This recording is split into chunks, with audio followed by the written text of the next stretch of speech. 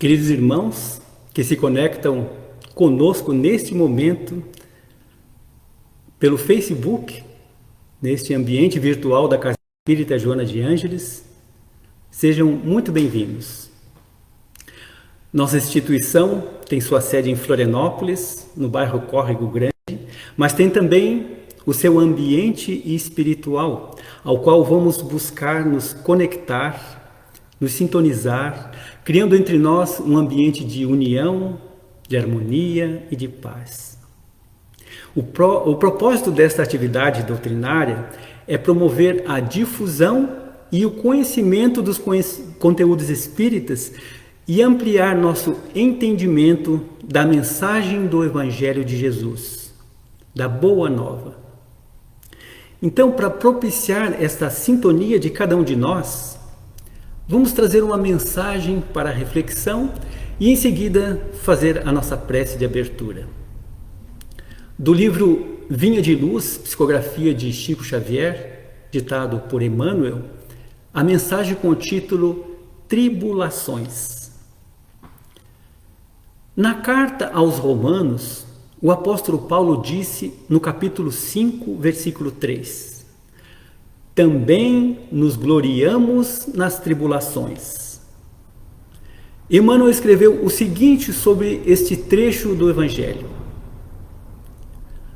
Comentando Paulo de Tarso os favores recebidos do plano superior, com muita propriedade não se esquecia de acrescentar o seu júbilo nas tribulações. O cristianismo está repleto de ensinamentos sublimes para todos os tempos. Muitos aprendizes não lembram o apóstolo da gentilidade senão em seu encontro divino com o Messias, às portas de Damasco, fixando-lhe a transformação sob o hálito renovador de Jesus. E muitos companheiros se lhe dirigem ao coração, mentalizando-lhe a coroa do Espírito redimido e de trabalhador glorificado na casa do Pai Celestial. A palavra do grande operário do Cristo, entretanto, não deixa margem de qualquer dúvida quanto ao preço que lhe custou a redenção.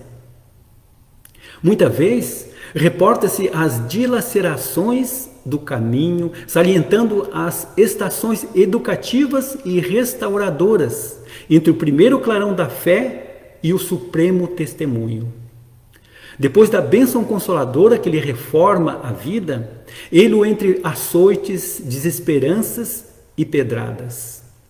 Entre a graça de Jesus que lhe fora ao encontro e o esforço que lhe competia efetuar por reencontrá-lo, são indispensáveis anos pesados de serviço áspero e contínua renunciação. Reparemos em nós mesmos, à frente da luz evangélica.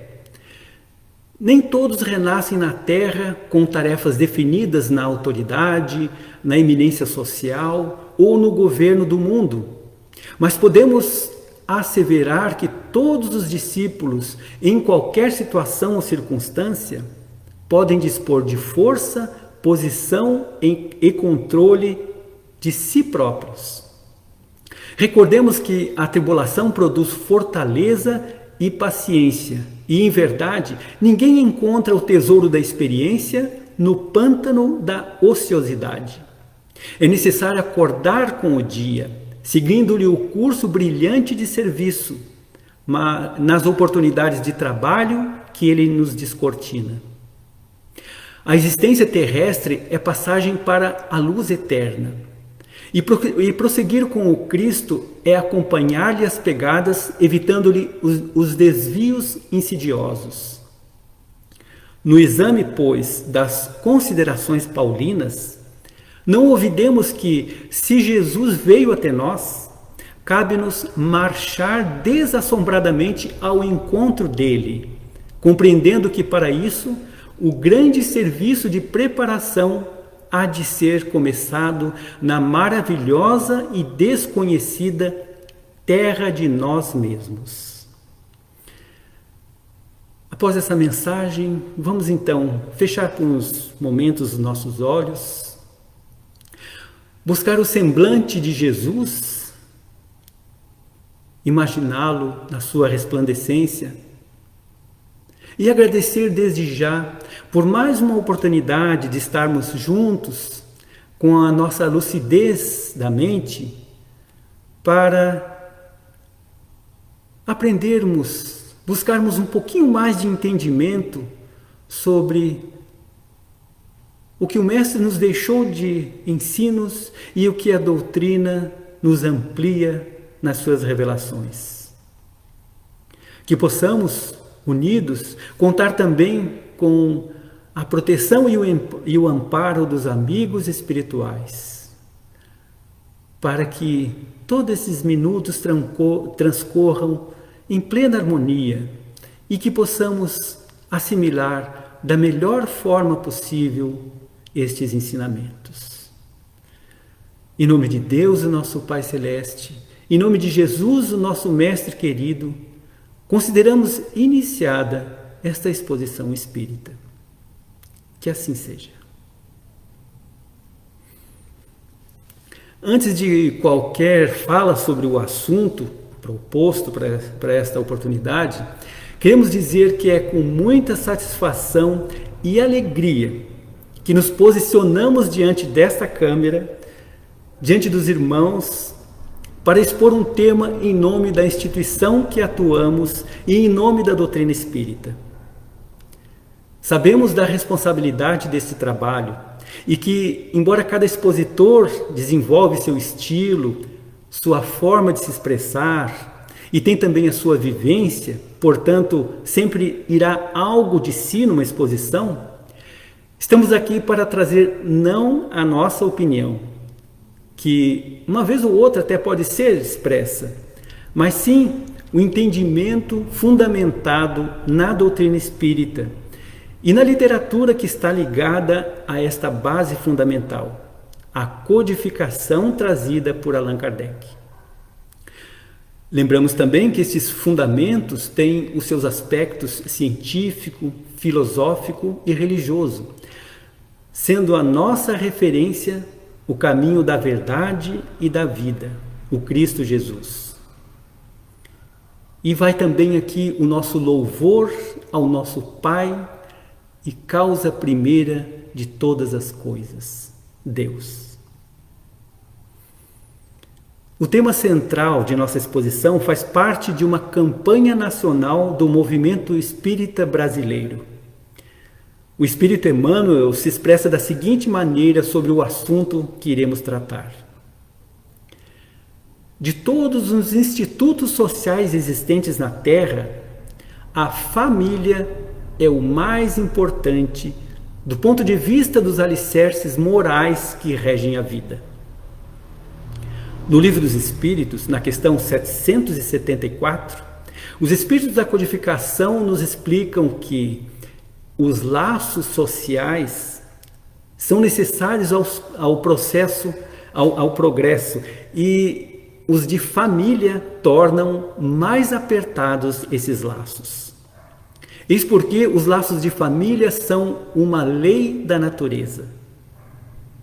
Como já percebido, o tema desta exposição é sobre a família. Nós vamos acrescentar 2 palavras na frente e o título ficará a vida em família. É perceptível que a humanidade, no período atual, não só por conta da pandemia, ele passa por um momento conturbado, principalmente pela inversão de valores no campo moral. Sabemos também que estamos em tempos de transição, de um plano de provas e expiações para um plano de regeneração.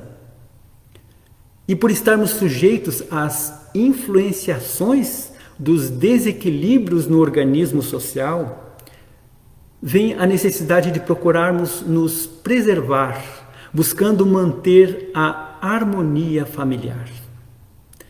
A família, esse grupo que tem uma estrutura capaz de nos sustentar nas lutas da vida. A própria palavra família reaviva em nós as sensações de segurança e aconchego.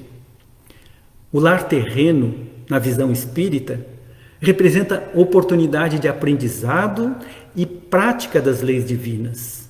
Nos dá a oportunidade do reencontro com espíritos amigos de outras existências, como também o reajuste com irmãos com quem tivemos desarmonias, maiores ou menores, de outras experiências reencarnatórias.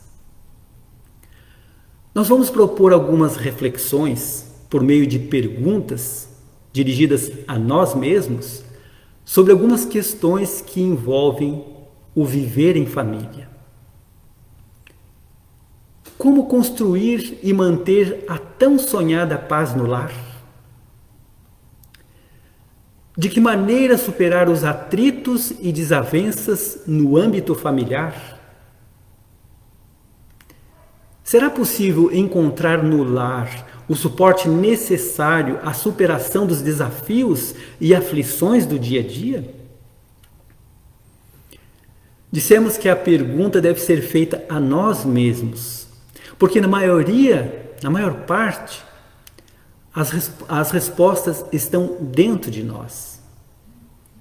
Esta afirmação está na resposta que os Espíritos deram a Kardec na questão 621 de O Livro dos Espíritos. Onde está escrita a lei de Deus? E a resposta foi: na consciência.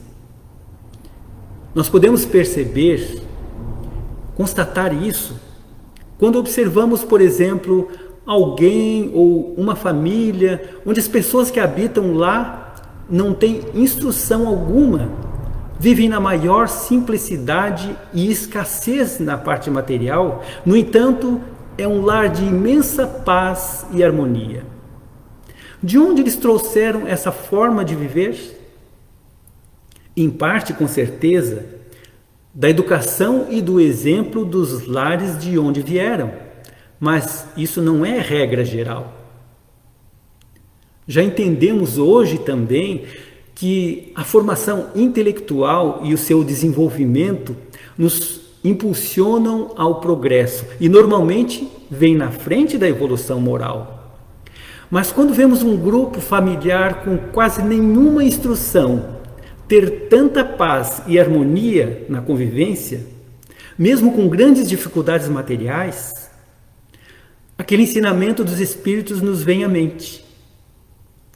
Pois então, Deus, em sua perfeição, plantou em nós, na nossa consciência, a semente do seu amor. Este raciocínio se completa muito bem com a resposta em sequência que os Espíritos deram a Kardec na pergunta 621A. A pergunta é a seguinte: uma vez que o homem traz em sua consciência a lei de Deus, que necessidade havia de lhe ser ela revelada? E a resposta: ela tinha esquecido e desprezado. Deus quis que ela lhe fosse lembrada.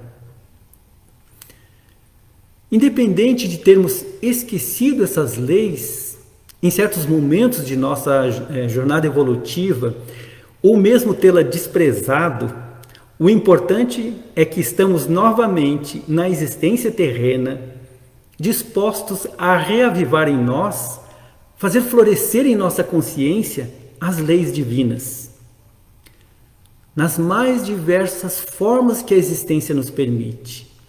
E uma das maneiras mais belas e abençoadas é com a vida em família. Vamos então repetir uma das perguntas que propusemos para dar sequência à nossa reflexão. Como construir e manter a tão sonhada paz no lar? Foi a primeira pergunta. Naquela noite, Simão Pedro tinha o coração amargurado e entristecido. Aborrecera-se com parentes rudes e de difícil trato. O velho tio o acusara de dilapidar os bens de família e um primo o ameaçara de esbofetear.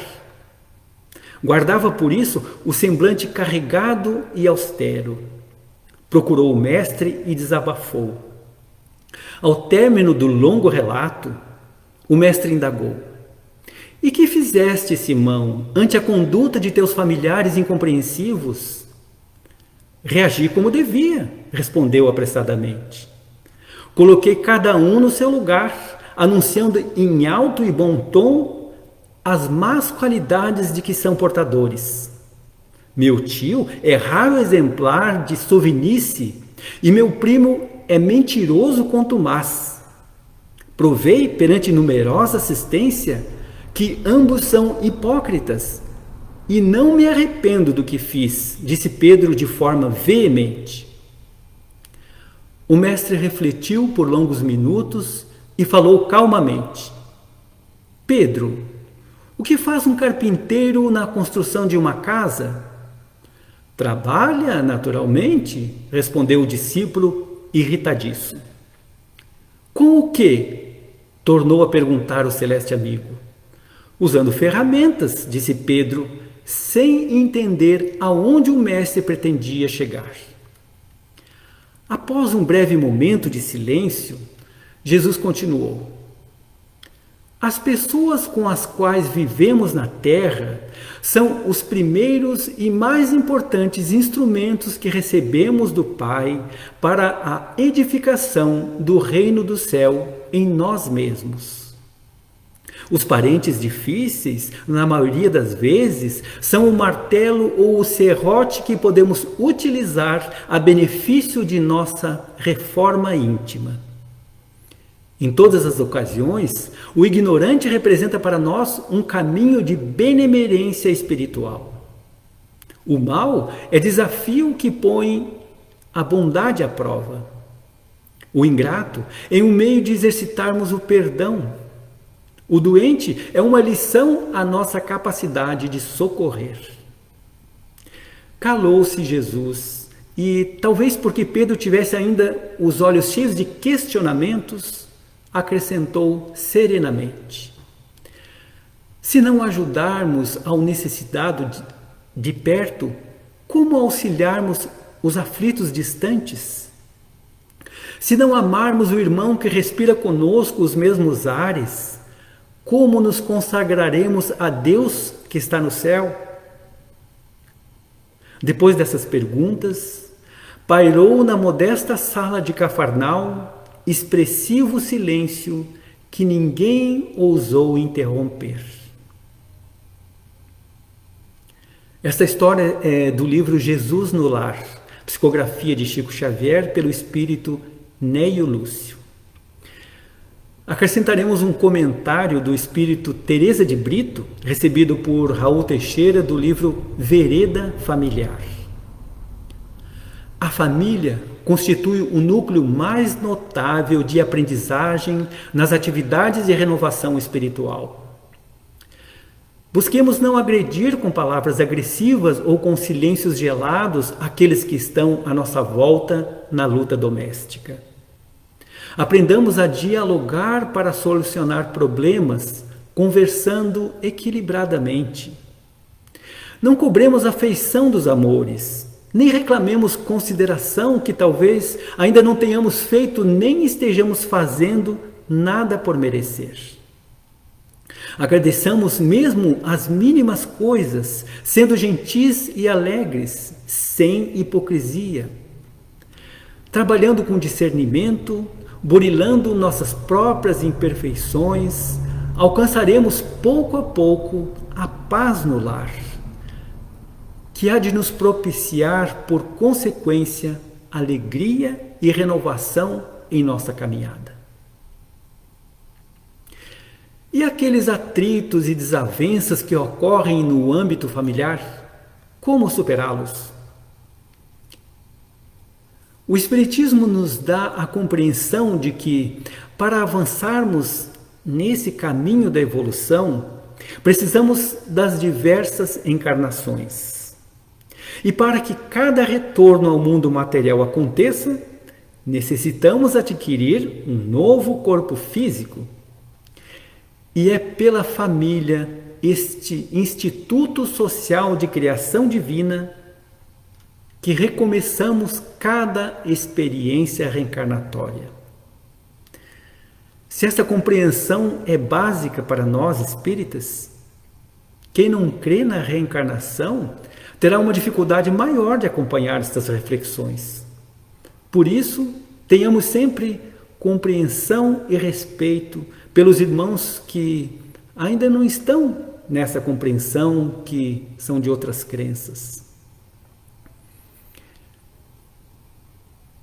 Pois bem, se pelos ensinamentos do Mestre Jesus e pelas instruções dos Espíritos, que todos os males, toda a falta de justiça, de amor e de caridade, que todos os vícios têm origem no egoísmo, faz muito sentido que, através da família, pela proximidade física e os laços de afetividade que se formam, passarmos a ter nela os instrumentos, as ferramentas ideais para tirarmos do nosso coração a causa principal da imperfeição moral, que é o egoísmo. Já iniciamos no mundo físico com um dever de gratidão aos nossos pais biológicos pela oportunidade do regresso. No decorrer de nosso desenvolvimento físico, intelectual e moral, e na formação de um novo grupo familiar, posteriormente, vamos recebendo da Divina Providência a oportunidade de reencontros para realizações planejadas, mas também para acertos necessários, reajustes. Então é compreensível que a grande maioria dos relacionamentos familiares, por causa desses reajustes, terem uma certa desarmonia. Cada um de nós tem suas realidades íntimas muito específicas e no ambiente familiar nós as exteriorizamos, muitas vezes gerando conflitos, ocasionando os tais atritos e as desavenças. É aqui que vai entrar o papel fundamental da nossa tolerância e do perdão das ofensas. Quando surgirem esses momentos, teremos que procurar o mais rápido possível utilizar esses recursos para o equilíbrio, para a harmonia. Precisamos reconhecer também que muitas vezes nem tem a ver com resquícios do passado. Às vezes queremos fazer prevalecer as nossas vontades, os nossos pontos de vista. Às vezes até aumentamos o tamanho das dificuldades, não queremos compreender e aceitar o que o outro consegue ser. Muitas vezes é o nosso próprio estado de humor que acaba sendo a causa da desarmonia. Tudo isso se resume naquele sentimento inferior dito há pouco que temos dificuldade de vencer. O egoísmo. Para evitar esses atritos, vale todo o esforço, como recomenda esse mesmo espírito Teresa de Brito, na psicografia de Raul Teixeira, de exercitarmos então o diálogo para solucionar os problemas, conversar equilibradamente. Além do que já trouxemos sobre o que falou Teresa de Brito na busca da paz no lar, vamos acrescentar ser gentil com os entes queridos, exercer uma alegria natural e fraterna. Se no ambiente doméstico temos o território livre para nos mostrarmos como somos e a partir daí irmos nos desenvolvendo, não cabe aos outros ter que suportar nossos impulsos negativos ou nossa invigilância só porque eles fazem parte da nossa equipe doméstica. Nós vamos considerar que já estamos atingindo uma considerável paz no lar, por estarmos utilizando primeiramente em nós esses recursos que os ensinos cristãos nos trazem e o entendimento ampliado que a doutrina espírita nos proporciona. Resta-nos ainda refletirmos sobre como superarmos os desafios e até certas aflições que vivenciamos no dia a dia, no ambiente do trabalho, entre parentes, amigos e conhecidos, na sociedade de modo geral. mas pode ocorrer de estarmos bem em casa, porém, o vivenciar situações de desarmonia nesses outros ambientes, acabarmos entrando naquela sintonia por certa invigilância nossa e às vezes trazendo para o ambiente doméstico vibrações negativas, desarmonias, manifestando-se em estados de aborrecimento, pouca comunicação, que se somam até ao cansaço do dia. Todos nós estamos na mesma busca do bem-estar integral, de um equilíbrio mais contínuo, seja ele a saúde do corpo, da mente, das emoções, isso no lar e fora dele. Nós podemos concluir que quanto mais aumentarmos a paz, a harmonia e a alegria de viver dentro do nosso lar, mais nos capacitaremos a nos manter em equilíbrio em outros ambientes. E uma maneira de fortalecermos a harmonia e também a proteção no lar é através do Evangelho no lar. Esta atividade foi tema da exposição espírita aqui da casa na semana passada, feita pela nossa irmã Débora, mas como na campanha da Vida em Família está contemplada a recomendação do Evangelho no lar, e porque pessoalmente o realizo há mais de 36 anos, sem contar o período do lar de origem, me sinto mais à vontade ainda para mencionar e recomendá-lo a sua implantação em seu lar. Joana de Ângeles explica de forma sublime como fazê-lo na psicografia de Divaldo Franco, no livro SOS Família, e servirá também como a nossa mensagem final. Dedica uma das 7 noites da semana ao culto do Evangelho no lar, a fim de que Jesus possa pernoitar em tua casa. Prepara o coração, abre o Evangelho, distende a mensagem da fé, enlaça a família e ora. Jesus virá em visita. Quando o lar se converte em santuário, o crime se recolhe ao museu. Quando os corações se unem nos liames da fé, o equilíbrio oferta bênçãos de consolo, saúde e paz. Jesus no lar é vida para a família. Não aguardes que o mundo te leve à certeza do inevitável. Distende de tua casa cristã a luz do Evangelho para o mundo atormentado. Quando uma família ora em casa, reunida, toda a rua recebe o benefício da comunhão com o alto. Se alguém no edifício de apartamentos alça aos céus a prece da comunhão fraterna em família, todo o edifício se beneficia. Não te afastes da linha direcional do Evangelho entre os teus familiares. Continua orando fiel com aqueles que amas nas diretrizes do Mestre e, quando possível, debate os problemas que te afligem à luz clara da mensagem da Boa Nova. Examina as dificuldades que te perturbam ante a inspiração consoladora do Cristo.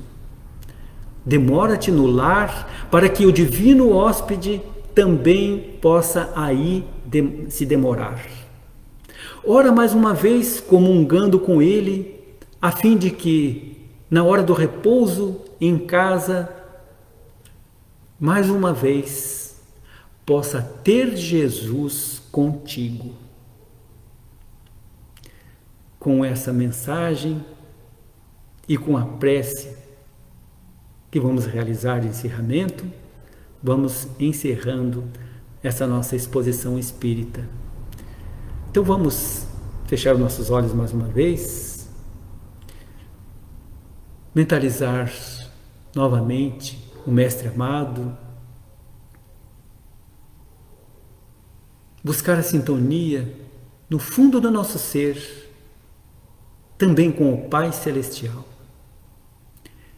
E agradecer por tudo, desde a nossa criação como espírito com razão e sentimentos. Agradecer por todas as encarnações que tivemos, por essa existência terrena, pela nossa família de origem e a família que construímos. Agradecer também pelas provas que dentro e fora dela passamos para nos fortalecermos e cumprirmos a nossa programação terrestre, nos fortalecermos e seguirmos na jornada evolutiva. Agradecemos aos irmãos espirituais que nos acompanham diariamente e aos irmãos da equipe espiritual da Casa Espírita Joana de Ângeles por todo o bem que recebemos neste momento e em todos os momentos passados. Que possamos dar continuidade a tudo que já temos condição de realizar e aprendermos cada vez mais e assim poder alcançar a vitória nesta nossa existência, nos tornando cada vez um pouquinho mais felizes. Com essa prece, nos despedimos em nome de Deus e em nome de Jesus. Que assim seja. Agradecemos pela atenção de todos, dizendo que esta exposição espírita estará também disponível no canal do YouTube da Casa Espírita Joana de Ângeles e fiquem à vontade para compartilhar. Muita paz a todos e até outro dia.